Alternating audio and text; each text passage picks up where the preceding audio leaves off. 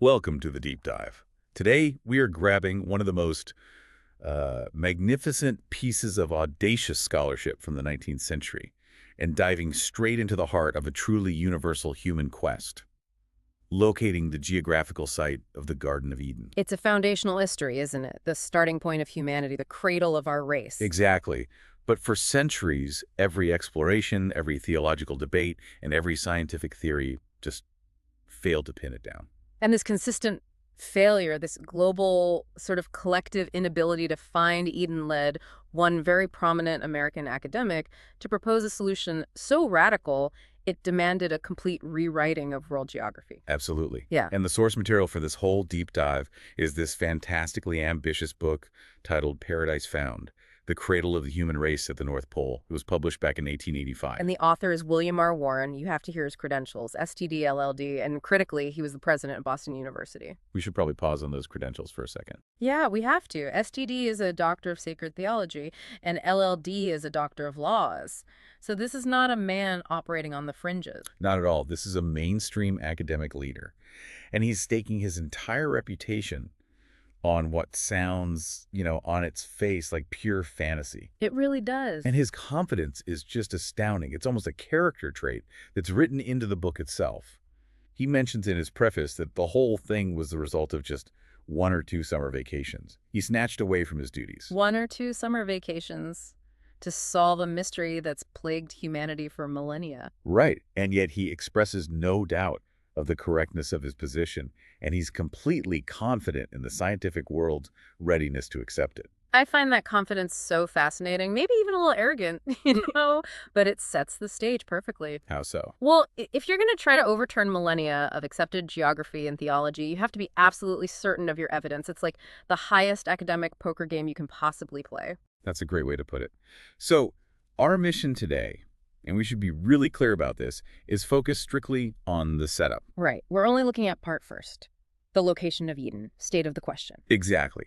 We are analyzing how Warren systematically dismantled centuries of searching, historical, legendary, theological, and scientific, just to prove that the mystery of Eden was not just unsolved, but maybe insoluble under the old way of thinking. That absolute deadlock is the foundation. It's the ground upon which he builds his entire North Pole claim. We really have to understand the scale of the failure first before we can appreciate the solution he's offering. Okay, let's start with the explorers and the legends. Where does he begin? So Warren starts by synthesizing all the efforts. You've got the greatest explorers and the most persistent legends, all of it. And he says the result is unanimous. It's captured in this blunt, final Latin phrase, non est inventus. Which means it has not been found. It has not been found. And this isn't just a geographical fact for him. It's a verdict on an entire epoch of human ambition. That's a powerful narrative tool, isn't it?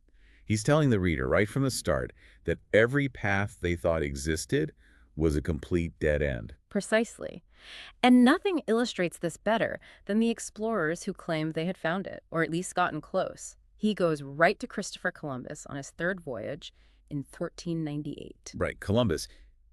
His account is incredible because you get the sense he truly believed he was there. Oh, he was convinced. He felt the climate shift. He saw the geography change as he was approaching the mouth of the Orinoco River in what's now Venezuela. He straight up announced that he had discovered the ascent to the earthly paradise. But he immediately puts a kind of theological fence around it, doesn't he? He does. He believed it was impossible for any mortal to actually ascend or enter the physical place without God's express permission. So in his mind, he'd found the spot on the map, but he acknowledged this huge spiritual barrier. And what was his evidence? Because it must have seemed pretty compelling to him. It was. And his evidence, though it's circumstantial, was meticulously gathered to try and align with the ancient opinions of holy and wise theologians. He really based his claim on 3 key points. Okay, what are they? First, the incredible blandness of the temperature. Just a perfect Edenic climate, no extremes. So climate was his first clue. Yes. Second was the unique geography. He found a massive and almost unbelievable quantity of fresh water right there near the sea. He theorized this had to be coming from that gigantic single river that watered the garden before it parted into 4 heads, just like Genesis describes. I mean, the scale of that river flow must have been immense to impress a veteran sailor like Columbus. He'd seen it all. Exactly. He knew what a normal river delta looked like. This was something else entirely. And third, and this is really interesting, he rejected the widely held medieval view that paradise was located on some kind of rugged mountain. Oh, right. A lot of the old maps show it on a peak.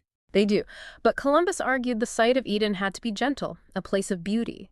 Maybe high up, he had this theory the earth was shaped like a pear, with paradise on the stem. Like a pear. Yeah, like a pear. But the point was, it wasn't jagged or inaccessible because of terror. For him, the failure wasn't in locating it geographically, but in realizing the site was no longer functional or accessible to man. You can really contrast that with the medieval legend makers. They didn't just place a spiritual barrier there. They created a physical nightmare. A total nightmare. Warren brings up the account of Sir John de Mondeville, written around 1356. And Mondeville's description is not just about impossibility, it's about pure terror. Mondeville is the ultimate travelogue, isn't it? It's this incredible blend of fact and just the most fantastic fiction. It really is. And he describes the only approaches by land as being completely blocked by wild beasts, extremely high mountains, and these dark, huge rocks. It sounds like a demonic maze, designed to repel any human effort. And the river approach is even worse. It's almost like a psychological defense system. Yeah, how do you mean? Well, he says, if you attempt the waterways, the water flows so roughly and so sharply that the sound alone causes deafness, and then, ultimately, loss of life. That's a remarkable detail, a barrier that's purely auditory and physiological. It's the complete opposite of the blandness of temperature Columbus was looking for. One is inviting, the other is actively hostile. Right. But this is where Mondeville provides a subtle but incredibly important clue, a clue that Warren just seized upon because it foreshadows the entire North Pole thesis. Mondeville is geographically confused, but he's intensely specific. He places paradise far towards the east at the beginning of the earth, but then he immediately clarifies. He adds a condition. Yes. He says, not that east, which we call our east, on this half where the sun rises to us. That distinction alone, that suggests he's dealing with a radically different kind of cartography, something that maybe few people in the 14th century really understood. It gets even more precise. He notes that when the sun is east near paradise, it is midnight in his own part of the world. Okay, so let's think about that geometric relationship. Sun rising, so it's east at paradise. And at the exact same moment, it's midnight where Mondeville is. That's a difference of exactly 12 hours. Right. And that relationship, east versus midnight, 12 hours apart, is the standard measure of being on the opposite side of the world. But Mondeville is describing a location where the coordinates and the time of day behave fundamentally differently, especially when it comes to cardinal directions. Exactly. And Warren argues that this is a critical, though misunderstood, ancient indicator of extreme latitude. At high latitudes, the entire concept of the sun rising east becomes ambiguous. It can even be perpetual around the summer solstice. So the fact that the sun is up marking east near paradise while Mondeville's in the complete darkness of midnight, that suggests a place where the normal cycles of day and night and therefore geographical positioning just break down. It hints at the unique astronomical geometry of the pole. That's the ultimate aha moment for Warren's thesis. He's taking a piece of seemingly confused medieval mythology and he's reinterpreting it as subtle astronomical evidence. And of course, no legend of paradise would be complete without the Fountain of Youth. Of course. And Mondeville delivers. He really does. He describes the water from the well in paradise. If you drink it 3 times while fasting, it heals all sickness. And if you drink it often, you never have sickness, and they seem always young. You'll always seem young. Did he? Did he try it? He claimed to have drunk it 3 or 4 scythes, so 3 or 4 times. Proving his point, I suppose, if you believe he lived long enough to write the book. So he used his own survival as a kind of empirical evidence for the fountain's power. It's brilliant. Warren then moves from these sorts of terrestrial quests to the pure legendary ones, and he highlights stories that naturally push northward. He focuses on the adventures of a figure named Ogre. And Ogre's journey is heavily linked to northern mythology, right? Very much so. He's drawn irresistibly toward a massive lodestone rock. And in a lot of northern and early maritime traditions, the lodestone rock was basically synonymous with the magnetic pole, a mysterious, world-governing geographical center. He eventually reaches Morglafie, who brings him to this non-terrestrial realm of Avalon. So the themes align perfectly with Eden. You've got immortality and youth. And Moore gives Oger a ring that instantly restores him from being nearly 100 years old to the age of 30. An instant restoration. Yes, this miraculous, instantaneous restoration of youth is a direct reflection of the restorative powers of the Tree of Life or the Fountain of Youth. The connection is undeniable, but what makes it so significant for Warren is the location. The location being tied, through Morgulaphi's actions, to the remote realms of Elias and Enoch. Precisely. Elias and Enoch are the two biblical figures who, according to Jewish and Christian tradition, didn't die, but were translated or ascended to a higher plane. So by linking Oger's northern paradise, Avalon, to the realm of these ascendant non-mortal figures, Warren is arguing that these legends consistently place the cradle of humanity in a remote, physically inaccessible, maybe even non-terrestrial, but definitely a geographically northern space. So if we synthesize this first chapter, Warren's point is devastatingly simple. Whether you search using the practical climate-based observations of Columbus or the terrifying, geographically ambiguous legends of Mondeville and Oger, the final answer is always the same. Non est inventus. Exactly. And the most successful, most vivid legends subtly point toward a place with unique celestial geometry, a place that must be entirely outside the known maps. It creates a tremendous vacuum. I mean, if physical exploration and mythology both fail, the next logical step has to be turning to the source text itself, the Bible. Which brings us right to chapter 2. Right, and this is where Warren tackles the theological consensus, or, the complete lack of one. You'd think that the church fathers and later theologians, equipped with Genesis, should have been able to definitively locate Eden. But instead, you find intellectual chaos. What chaos? Yeah. Ancient and medieval theologians managed to place Eden literally everywhere. We're talking about locations that span the known world and the cosmos. Some placed it in the third heaven, associating it with the lunar orbit. Others thought it was midway between Earth and heaven, situated in some kind of liminal aerial space. I think we really need to appreciate the sheer scope of imagination here. It's a testament to how vague the scriptural markers truly were. I'm particularly drawn to Tertullian's geographical metaphor, which is incredibly evocative. Tertullian, the early church father, yeah. He placed Eden beyond the torrid zone. He conceived of the torrid zone, that intense equatorial belt of heat, as being the metaphorical flaming sword which turned every way to keep the way of the Tree of Life. So he turned his spiritual defense mechanism into a climate zone. He's basically arguing that God used climate control to bar entrance. That's a fascinating synthesis of theology and early geography. It is. And then, completely disconnected from that kind of cosmic view, you have submerged Eden theories. Some legends held that Eden was submerged by the earliest deluge, lying at the bottom of Lake Van in Armenia. So the range is from the celestial third heaven all the way to the bottom of an Armenian lake. Exactly. And that just shows that the geographical instructions in Genesis were highly, maybe even hopelessly open to interpretation. Which brings us to the core issue. The biblical data dilemma in Genesis chapter 2. The text gives two main clues: the eastward location and the infamous four rivers. The eastward clue is maybe the least helpful. Eastward from where? Right. From the perspective of the writer, who is likely in Mesopotamia, eastward from the geographical center of the newly formed world, it's just too relative to offer any concrete cartographical guidance. It's useless. But the four rivers, Pison, Gihon, Hiddekel, and Euphrates, they seem promising. They do. The text states that one massive river flowed out of Eden to water the garden, and from there it divided into four distinct heads. The problem is connecting the dots. And that's the problem. The Euphrates, the Frith, and the Hiddekel, which is the Tigris, are undeniable landmarks in Mesopotamia. But Pison and Gihon, that's where the failure truly begins. Because the attempts to identify Pison and Gihon led to geographical absurdity. Complete absurdity. The Pison was often identified as the Ganges in India, or sometimes the Indus, and the Gihon was frequently identified as the Nile in Egypt, flowing through the whole land of Kush, which is Ethiopia. Wait, so you're asking scholars to create a single river system where the Euphrates and Tigris in the Middle East connect with the Ganges or Indus in South Asia and the Nile in Africa? Yes. That's a geological impossibility.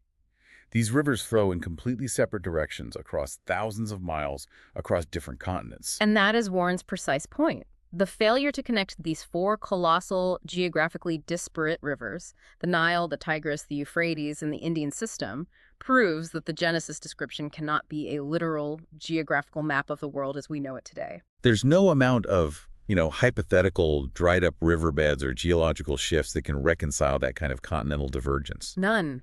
And this is a devastating critique of literalist geography.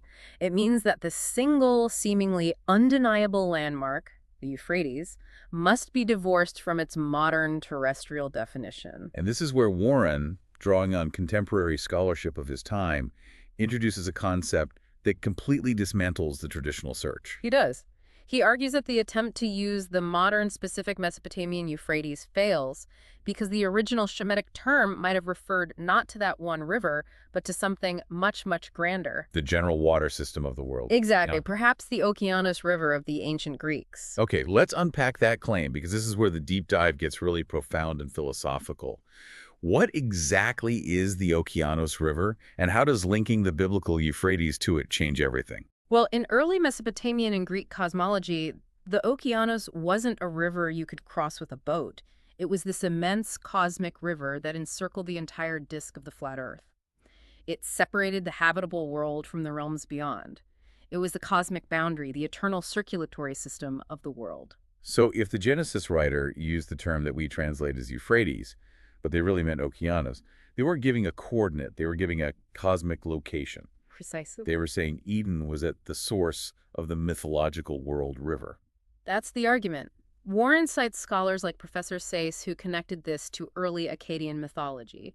He noted that the Akkadians often identified the mouth of the earthly Euphrates with the River of Death, but their primary river concept was this coiled, cosmological river that surrounded the entire world. So if Eden is at the headwaters of the Okeanos, it means Eden is situated not in geography, but in cosmography, in the very structure of the universe itself. Yes, and you can see the structure of his argument now.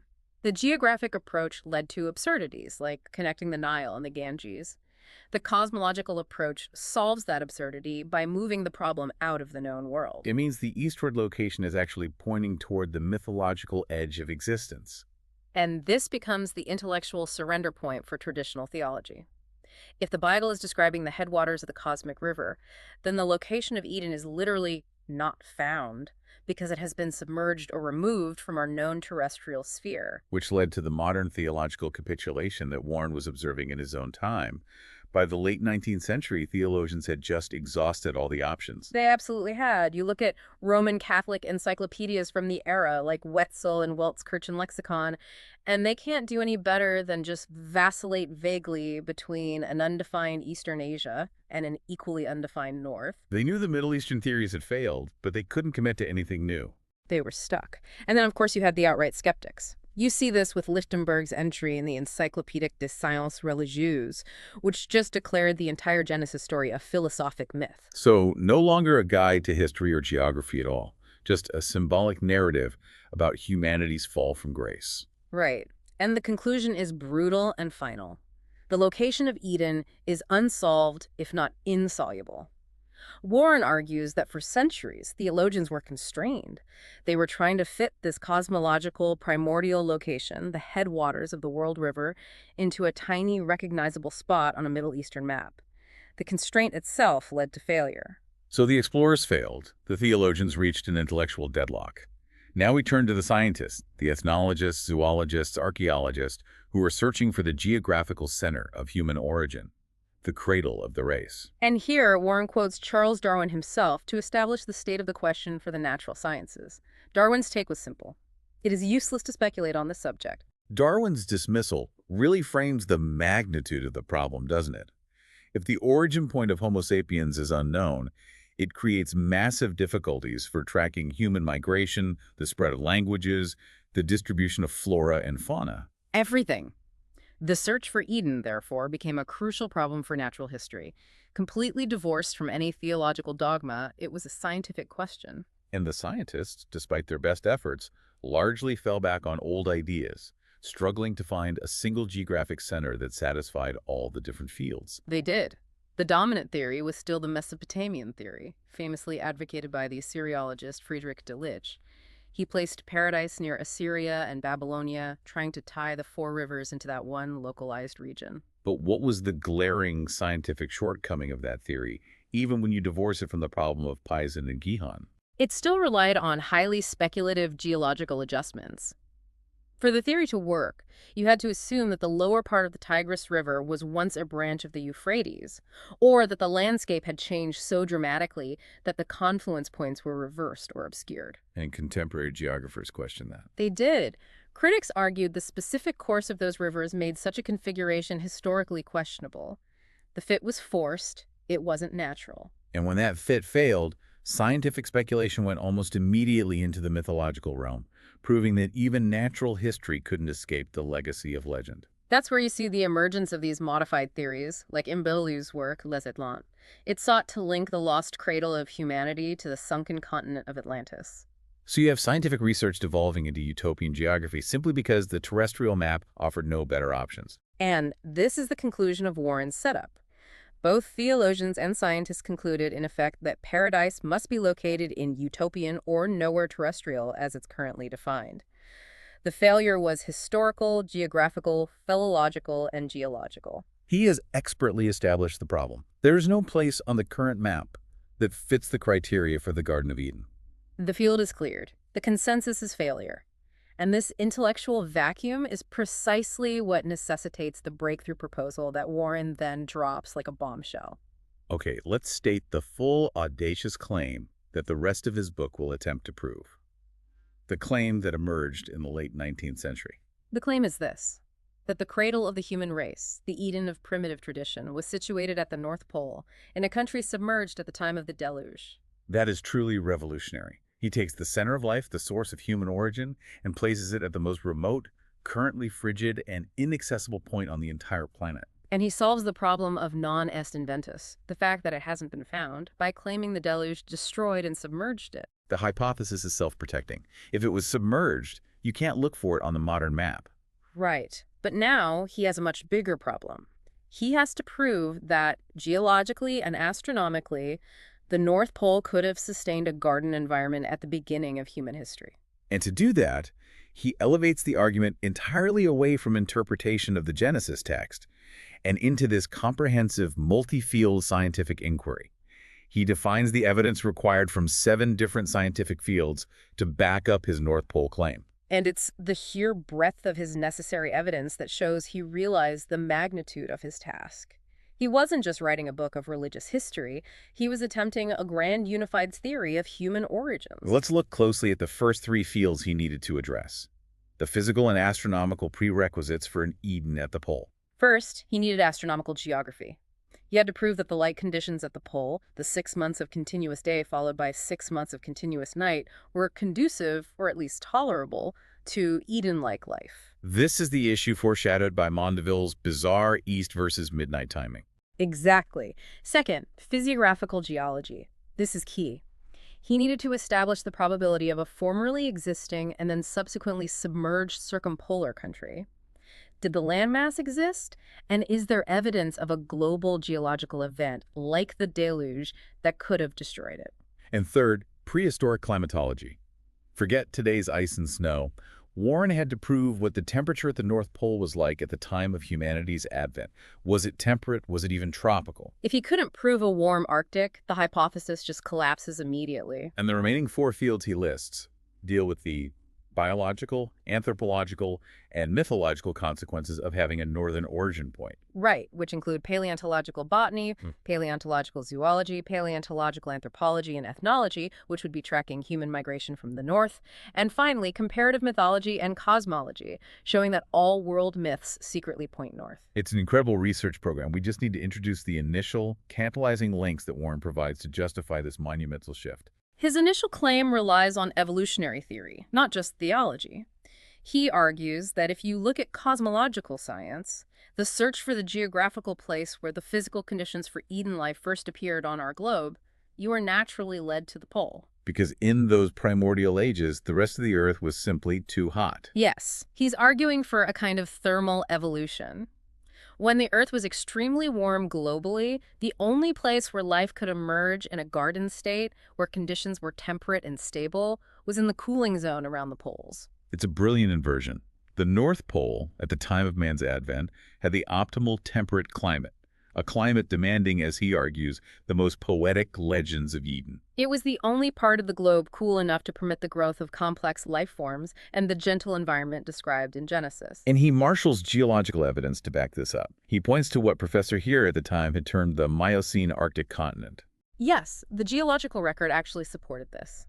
Fossils of lush, temperate, and even subtropical plant life redwoods, magnolias, walnuts, had been discovered in places like Spitsbergen in Greenland. So high up in the Arctic Circle. Exactly, indicating that in former ages, this entire circumpolar region was, and I'm quoting, as prolific in life as the tropics now are. So this Miocene Arctic continent, therefore, provided the physical foundation. It was a vast, luxuriant landmass that was demonstrably the cradle of various floral and faunal types. And if the Earth was evolving and heating up from its core, the North Pole was the only place where the garden could have been physically situated. It fulfilled the climate, life, and origin requirements before it was subsequently destroyed. So the failure of centuries of searching for Eden in the East wasn't because it was nowhere or because the Bible was purely symbolic. It was because the world's geography changed beneath us.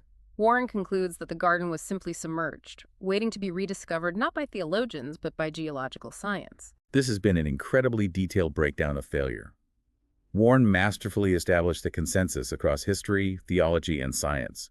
Non est inventus. No one could reconcile Columbus's climate, Monville's weird geography, or the geological absurdity of the Four River system. And the fundamental mistake, according to Warren, was attempting to force a cosmological location, the headwaters of the world river, the Okeanos, into a specific modern map location in the Middle East. That search was bound to fail because the map they were using was temporally wrong. The world had changed. And that failure led directly to one of the most audacious hypotheses of the 19th century, that the cradle of the human race, the Garden of Eden, was located at the North Pole, a vast, temperate landmass that was subsequently submerged by the deluge. And we've defined the necessary scientific proof. He needs to use astronomical geography to explain the light, physiographical geology to prove the landmass existed, and prehistoric climatology to prove the temperature was Edenic. The search for Eden has now shifted from being a question for the priest to a test for the geophysicist. It has. Indeed, we have established the problem and the necessity for this radical new approach. Next time, we will leave the map of the known world entirely and dive into the specific astronomical and geological evidence that William Warren marshaled to support the existence of this temperate, life-supporting continent at the very top of the world, the submerged Eden of the North Pole. We'll find out how he uses things like the planet's axial tilt and the distribution of magnetic forces to argue that the polar region was not just temperate, but perhaps the single most ideal location for humanity's genesis. Join us next time for Part 2 of The Lost Garden of the North Pole. Continuing with the analysis, we will now discuss Part 2, a new hypothesis, the primitive Eden at the North Pole. So yeah, we've spent a good amount of time looking at the historical search for Eden. You know, all these quests rooted in scripture or, frankly, pretty inconclusive explorations. Right. And now we're shifting gears completely. The source material is taking us out of history and into, well, what it presents as hard science. And it's a total pivot. This part of the book is an attempt to solve the problem of humanity's origin point using a whole suite of scientific disciplines. Okay, let's unpack this, because this isn't just a casual suggestion. It's a really radical, almost defiant proposal. The author, William Warren, is saying with what seems like total certainty, Complete certainty. that the cradle of the human race was at the geographical North Pole, in a country that doesn't even exist anymore. A landmass, he claims, was submerged during the Great Deluge, and his confidence is, as you said, striking. He literally states, of the correctness of his position, he has no doubt. Wow. Okay, so this isn't just a fun what-if scenario for him. He's building a case. It's a scientific case. He believes he's synthesizing 7 converging lines of evidence. And he argues that every single one of these lines, from astronomy to geology, points to one very specific, now vanished location, a circumpolar continent. 7 lines of evidence. That sounds like he's trying to build something undeniable, something that, forces this mythological place onto a real map using physics and biology. What are we dealing with here exactly? It's a huge undertaking. Yeah. The claims are supported by, first, Astronomical Geography, which is all about the celestial mechanics you'd experience there. Okay. Then there's Physiographical Geology, which explains how the landmass could have existed and, crucially, how it was destroyed. The cataclysm. Exactly. Then you've got Prehistoric Climatology to prove it was warm. And then a whole group of biological sciences. Paleontological botany and zoology, which focus on where life came. Deviated out from. And finally, paleontological anthropology and ethnology, which places early humans right in the middle of that polar paradise. So our mission for this deep dive is to see if this convergence actually holds up. If the North Pole, which we all picture as just ice and ocean, really has the characteristics needed to be this legendary cradle of humanity. And we have to start with the stars. That's where the hypothesis really builds its unique foundation. Right. This is where it gets really interesting, because we have to just throw out our entire mental image of the North Pole, forget the desolate ice cap. We have to picture it as a perfect primeval observatory. That's the key. The whole argument about light and motion there is unique on Earth. So how does this perspective, this unique vantage point, support the idea of Eden? The geometry is everything. If you're standing right at the North Pole, you are literally standing on the axis of the Earth's rotation. The center point. The absolute center. And what that means is that the sky, the entire stellar heavens, they don't rise and set like they do for us. They revolve around you in orbits that are exactly horizontal. So wait, no stars rising in the east and setting in the west. Yeah. Everything just moves sideways in perfect circles. Perfect flat circles. Imagine the North Star, or rather the celestial pole, the point everything pivots around, is fixed directly over your head, in your zenith. It never moves. Never. And every other star just traces this flawless horizontal path around that fixed point. That would turn the heavens into a giant, precise clock face. It's not a dynamic, tilting dome anymore. It's a perfect machine. And that regularity has profound consequences. The source argues that in a system so perfect and regular, the movements of the planets, what the ancients call the wandering stars, they couldn't possibly be missed. Right, because their weird movements, speeding up, slowing down, going backward, would stand out so clearly against that perfectly orderly background. Exactly. You could track and measure their every move against this changeless, rotating sphere. It makes astronomy almost inevitable. So it's not a special skill you have to develop. If you live there, you'd be an astronomer by default. Which, now that I think about it, lines up with all those myths of the first men having divine knowledge. Their knowledge wasn't supernatural. It was location dependent. They were mandatory astronomers. And that fixed point, the zenith, that's got to be important. It's critical. It provides the physical location for the mythological center of the world. The source argues this is where the concept of heaven actually came from. The North Pole is the only spot on Earth where the center of celestial revolution is fixed right above your head. And that's why all these ancient myths, the Hindu Mount Meru, the Akkadian column of the world, they all place their divine mountain, the navel of the earth, in the farthest north.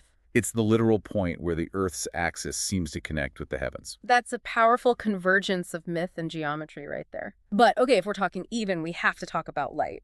And this brings up the most obvious problem, the 6-month day and the 6-month night. The elephant in the room. Exactly.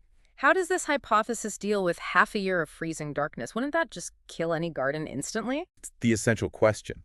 And the source addresses it by detailing the mechanics of what it calls the Eden day, which you have to pair with a pre-deluge climate. So for 6 months, the sun is up. It never sets. It just circles around you. A stately, unbroken circle around the world's axis. For 6 full months, the sun is always in view. There is no night. But then it has to set. On the autumnal equinox, it dips below the horizon and darkness. But it's not a sudden darkness. This is crucial. The twilight and the dawn at the poles are incredibly long. Oh, right, because of the shallow angle. Exactly. The sun sinks so slowly that the periods of dusk can last for weeks, even months. Just a long, lingering glow on the horizon that promises the sun will eventually come back. The idea is that the climate was so perfect, so stable before the cataclysm, that this long night was either benign or at least mitigated by the prolonged twilight. So the environment was just fundamentally superior. It could handle the extreme cosmology of its location. But the really big implication here is what this does to the idea of time itself. It completely reshapes it. This 6-month day creates a whole new unit of time for the first people. Absolutely. And you see echoes of this in ancient traditions all over the world. They talk about a year day. For example, there's a tradition from the ancient Persians whose legends of Era and Veg are often tied to a Northern paradise. Right. They say that for their ancestors, The stars, the moon, and the sun are only once a year seen to rise and set, and a year seems only as a day. A year seems only as a day. That's a game changer. If your life is measured by a clock where one cycle of light and dark is a whole year, then living for 100 years is just 50 sunrises. Mhm. This gives a rational explanation for the impossibly long lives of the ancestors in the Golden Age myths. It takes what we usually dismiss as, just mythical hyperbole and ties it to a specific geographic reality. Mm. And it's not just the Persians. The source notes that Homer, the East Aryans, they all have traditions related to this year day. A famous scholar, Lepsius, even found a similar one-day year concept in Egyptian chronologies. So what does this all mean? It means the idea of, say, living for 900 years wasn't necessarily a biological claim, at least not at first. It was a chronological one. It was a different calendar. Exactly. The first humans experienced time in a way that would make their lives seem impossibly long to their descendants, who were pushed south after the cataclysm and were now stuck on a 24-hour cycle. The myths of Kronos ruling in the farthest north suddenly sound less like myth and more like history. Yes. The memory of the Golden Age is the memory of life under the polar clock, where a day was a year. It really solidifies the chronological claims of the hypothesis. The North Pole isn't just a place. It's a superior cosmic stage for humanity's beginning. Okay, so the stage is set, cosmologically speaking. It's regular, it's perfect, it's conducive to this mythologically long life. But a garden needs land, and it needs to be warm, neither of which is there now. So we have to solve the problem of its disappearance. Which brings us to geology and to catastrophe. We have to account for how this massive, fertile landmass just vanished. And this is where the hypothesis relies on a pretty dramatic geological theory to explain the deluge. It's called the collapsion theory. The source connects this to thinkers like a Dr. Winslow, right?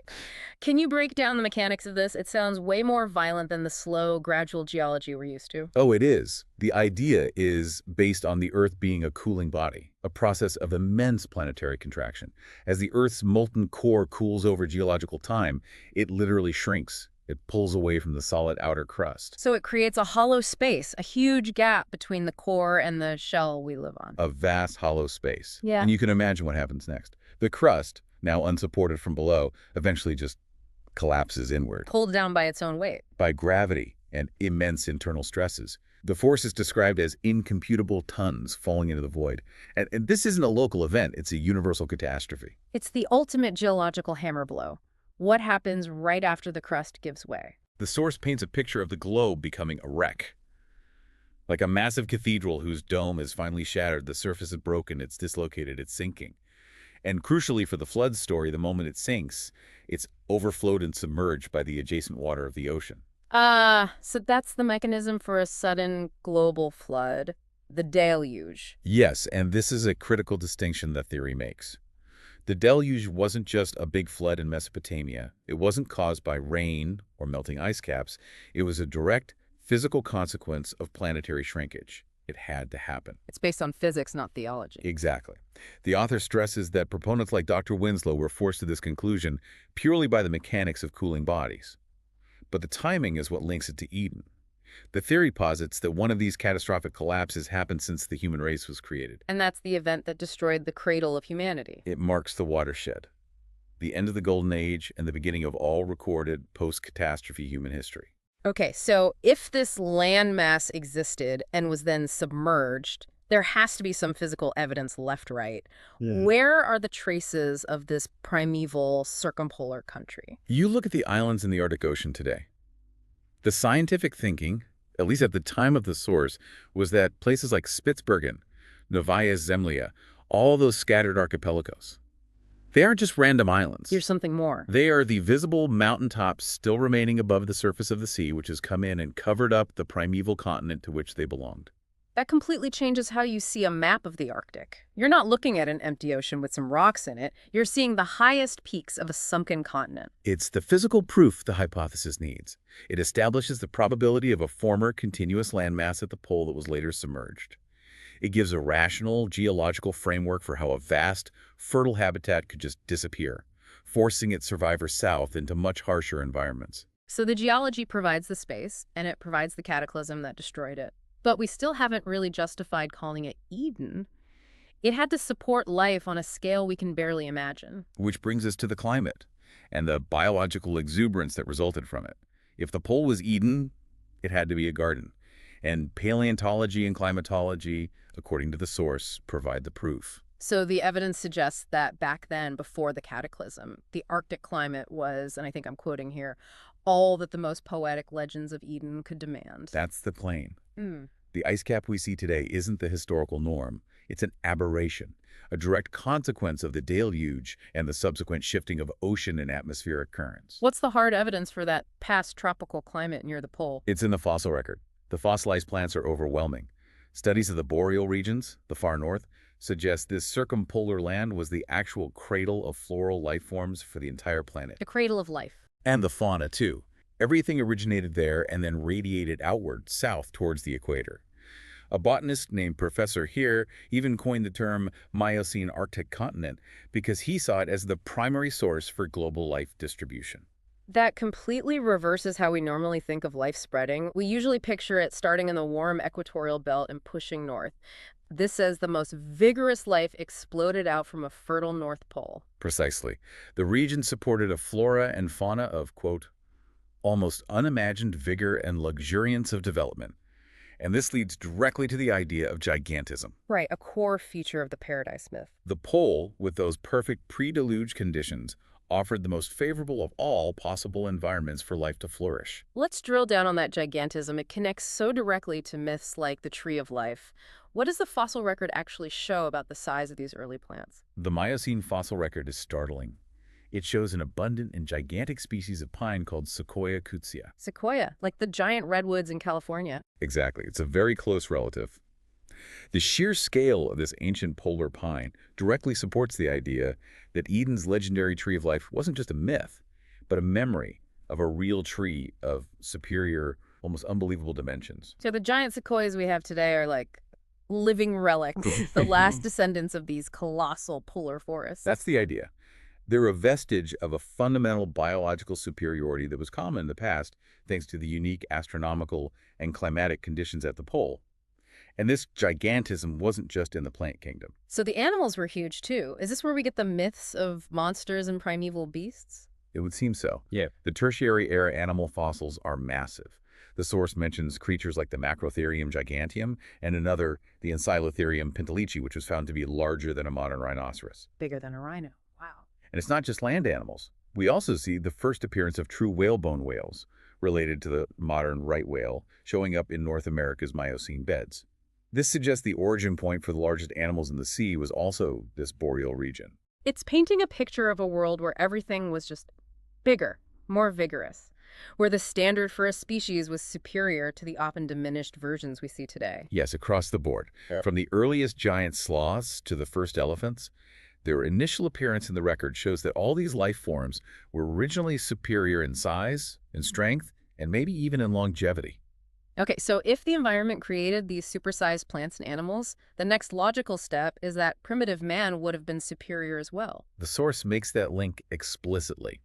Under those conditions, it says, men themselves may have had a stature and strength and longevity never attained since the deluge. This gives a scientific, or at least an environmental basis for what is probably the most universal human tradition there is, the memory of a golden age, followed by the degeneration of our race. It lines up perfectly with accounts from all over the world. Hesiod, Ovid, Plato, the Chaldean records, they all describe the first men as having extraordinary stature, strength, and lifespans. And then a continuous decline over time. Berosus, for example, reported on Chaldean traditions that the first men kept their superior traits, though they lessened over time, right up until the flood. This just flips the standard evolutionary narrative completely on its head. It really does. Instead of humans evolving slowly from brutish cavemen, this hypothesis suggests we started at our absolute peak, the children of Eden, superior in every physical way, and our current state is the result of being kicked out into a colder, harsher post-flood world. An environment that simply couldn't sustain that original biological superiority. That is the exact conclusion the source pushes you toward. The climatic change, the removal from the most favorable spot on Earth, it just reduced human vigor and longevity. So we're the descendants of giants, not the upgraded version of apes. And the primary cause of our decline was environmental. It was a loss of that perfect world. Okay, so we have the cosmology, we have the geology and the cataclysm, and we have the biological proof of this superior tropical cradle of life.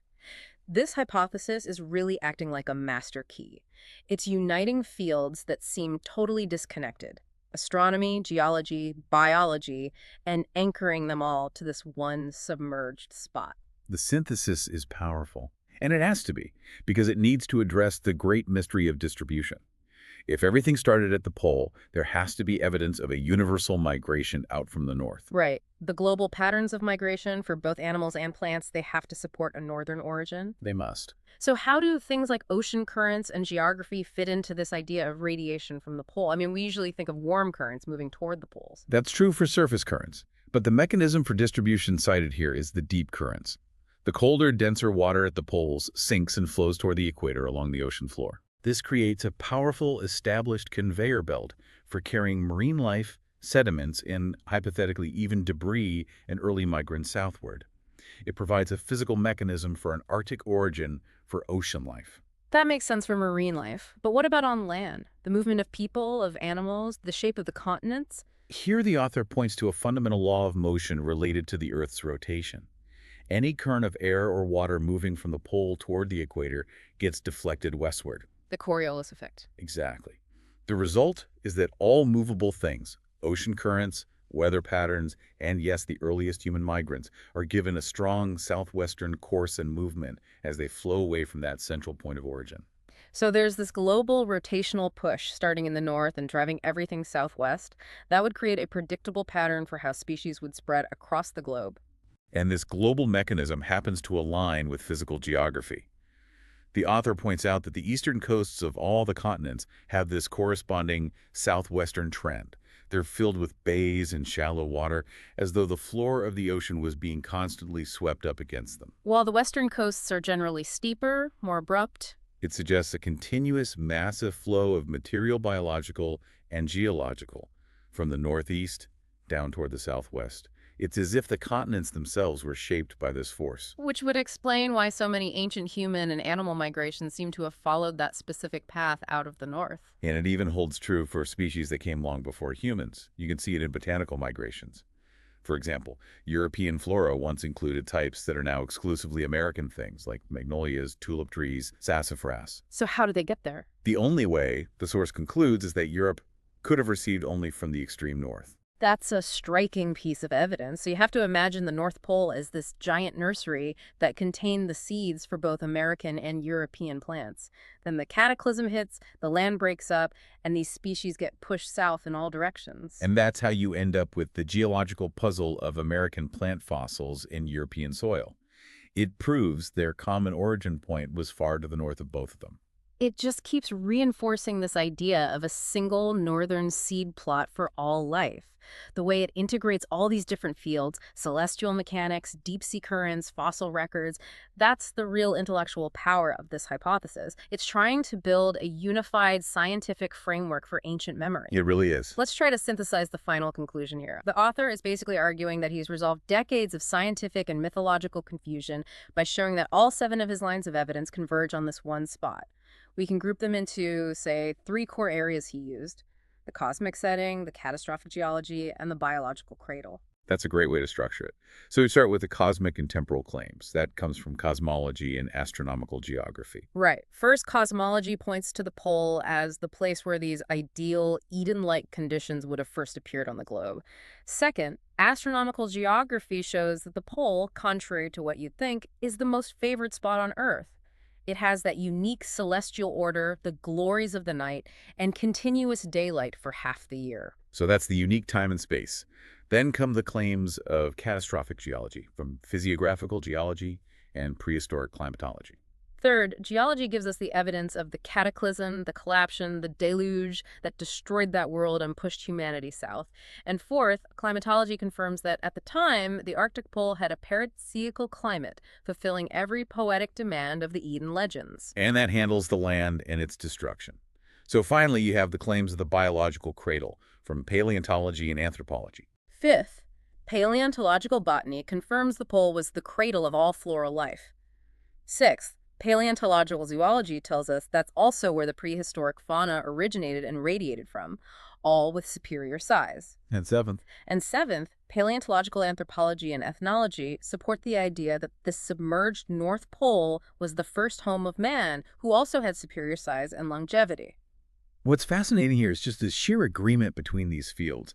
The scientific data he presents, from geology, climatology, paleontology, it all dovetails so neatly with this astonishing mass of mythological traditions. Whether you're talking about the Hindu Mount Meru, the Iranian Aranvej, or just that universal memory of a golden age, the ancient memory consistently points north. The science is providing the rational structure, and the myths are providing the historical testimony of people who actually lived under those conditions. Yeah. The hypothesis is that we never found Eden because we were always looking in the wrong direction, east or south, based on our post-flood geography. When the only place that satisfies all the physical and chronological requirements is a sunken Arctic continent.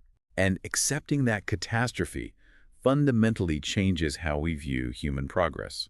The hypothesis takes everything humanity remembered about its perfect beginning, the long lives, the ideal climate, the central location, that spectacular sky, and anchors it in a real place destroyed by physical necessity. It defines human history not as a story of progress, but as a story of degradation and decline from an optimal state. So this has been a really comprehensive deep dive into the scientific and geographical claims behind this idea of a primitive Eden at the North Pole. The foundation for the hypothesis is clearly established through this convergence of 7 different scientific fields. Indeed, we've laid out the case that this submerged polar world represents the original optimal state of life. And if you accept even the possibility of this initial golden age, centered in what was the most superior location on Earth, it forces a provocative question. Which is? How fundamentally must we revise our current understanding of human history, particularly when it comes to degradation, longevity, and initial intelligence? It really compels you to consider the idea that we started at our peak, not as evolving brutes. That is a staggering question to consider. We have established the basis for the hypothesis of a primitive Eden at the North Pole.